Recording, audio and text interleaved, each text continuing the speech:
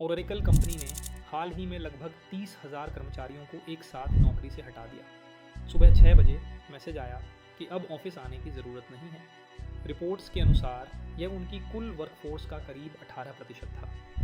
अब आप सोच रहे होंगे कि शायद कंपनी नुकसान में होगी या कोई बड़ी समस्या चल रही होगी, लेकिन सच्चाई बिल्कुल अलग है। पिछले साल कंपनी का मुनाफा 22% था, जो लगभग $12.3 बिलियन है। तो फिर ऐसा फैसला क्यों लिया गया? दरअसल ओरेकल ने एक कंपनी खरीदी थी जिसका नाम सर्नर है। ये कंपनी हॉस्पिटल और हेल्थ सेक्टर के लिए सॉफ्टवेयर बनाती थी, लेकिन इस एक्विजिशन का मकसद सिर्फ बिजनेस बढ़ाना नहीं था। असली मकसद था हेल्थ सेक्टर का डेटा इकट्ठा करना, डॉक्टर, नर्स, मरीज, हर तरह का डेटा। और यही डेटा उन कर्मचारियों ने तैयार किया जिन्हें अब नौकरी से निकाल दिया गया है। रिपोर्ट्स के अनुसार लगभग 30% लोग उसी डिवीज़न से निकाले गए जिसके लिए सर्नर को $28 बिलियन में खरीदा गया था। अब कंपनी के पास डेटा है और अगला कदम है उसी डेटा पर AI को ट्रेन करना। इसके लिए उन्हें 2 बड़ी चीज़ों की ज़रूरत है। पहली, बड़े डेटा सेंटर जिन्हें वे न्यूक्लियर एनर्जी से चलाने की योजना बना रहे हैं। दूसरी, एनवीडिया के चिप्स जिन पर लगभग 8 से $10 बिलियन खर्च होंगे। अब सवाल यह है कि इतना पैसा आएगा कहाँ से? कंपनी ने कोई और एसेट नहीं बेचा, बल्कि कर्मचारियों को निकाल दिया गया जिनकी सालाना लागत लगभग 8 से $10 बिलियन थी।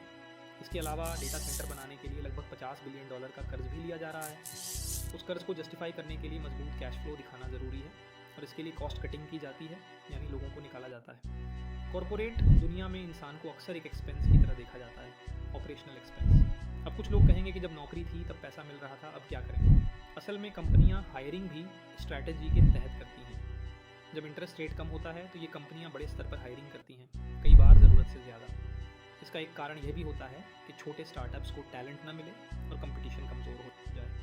और जब खर्च कम करने की ज़रूरत पड़ती है तो वही कंपनियां बड़े स्तर पर ले-ऑफ्स कर देती हैं। सोचिए, कोई व्यक्ति 20 से 25 साल की उम्र में नौकरी शुरू करता है और 40 की उम्र में अचानक निकाल दिया जाता है, तो उसके परिवार का क्या होगा?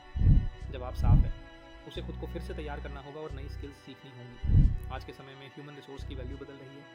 पहले लोग ज़मीन से हीरे निकालते थे, माइनिंग करते थे। आज उसी तरह AI के दौर में डेटा माइनिंग हो रही है। अगर आप सोचते हैं कि AI आने से ज़िंदगी आसान हो जाएगी, तो ये पूरी सच्चाई नहीं है। आप डेटा कलेक्ट करेंगे, प्रोसेस करेंगे, लेकिन AI से बनने वाले बड़े फ़ायदे ज़्यादातर बड़े और ताकतवर लोगों तक सीमित रहेंगे। बाकी लोगों को मेहनत करनी ही पड़ेगी, चाहे वो डायमंड माइनिंग हो, गोल्ड माइनिंग हो या AI के लिए डेटा